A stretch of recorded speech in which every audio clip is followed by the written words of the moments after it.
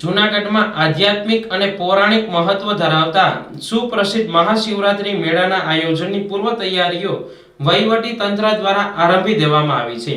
Collector Shri Anil Kumar રાણાવસિયાએ શિવરાત્રીના મેળામાં આવતા શ્રદ્ધાળુઓને પ્રાથમિક સુવિધાઓ મળી રહે તે માટે હોટેલ, ગેસ્ટ હાઉસ અને ધર્મશાળાઓના સંચાલકો સાથે બેઠક યોજી હતી.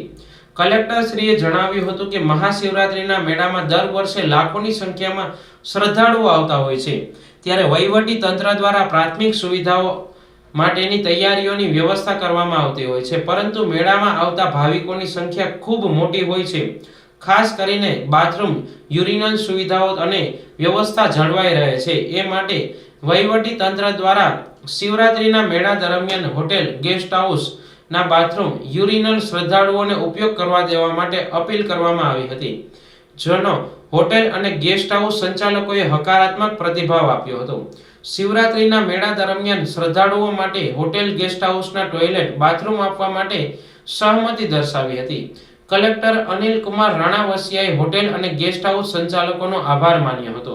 બેઠક બાદ કલેક્ટર શ્રીએ ભવનાથ તળેટીમાં જરૂરી સુવિધા અને વ્યવસ્થાઓનું નિરીક્ષણ કર્યું હતું.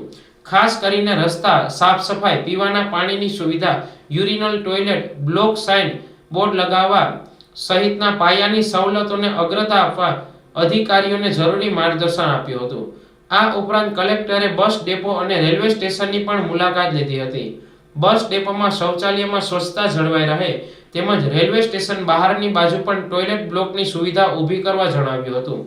બસ સ્ટેશન અને રેલવે સ્ટેશનથી જવા આવવા માટેના રિક્ષાના રેટ ભાવિકોને દેખાય એ પ્રકારે રેટ ડિસ્પ્લે કરવા, જૂનાગઢમાં આવેલ ફરવાના સ્થળોની જાણકારી મળે તેમજ ભવનાથ રોડ પર યોગ્ય રીતે વિવિધ સ્થળોના સાઇનબોર્ડ લાગે એ માટે અધિકારીઓને દિશા નિર્દેશ આપ્યા હતા. આ દરમિયાન કલેક્ટર સાથે ઇન્ચાર્જ પ્રાંત અધિકારી સુશીલ કુમાર પરમાર, નાયબ કમિશનર ડી.જે. જાડેજા સહિતના અધિકારીઓ ઉપસ્થિત રહ્યા હતા.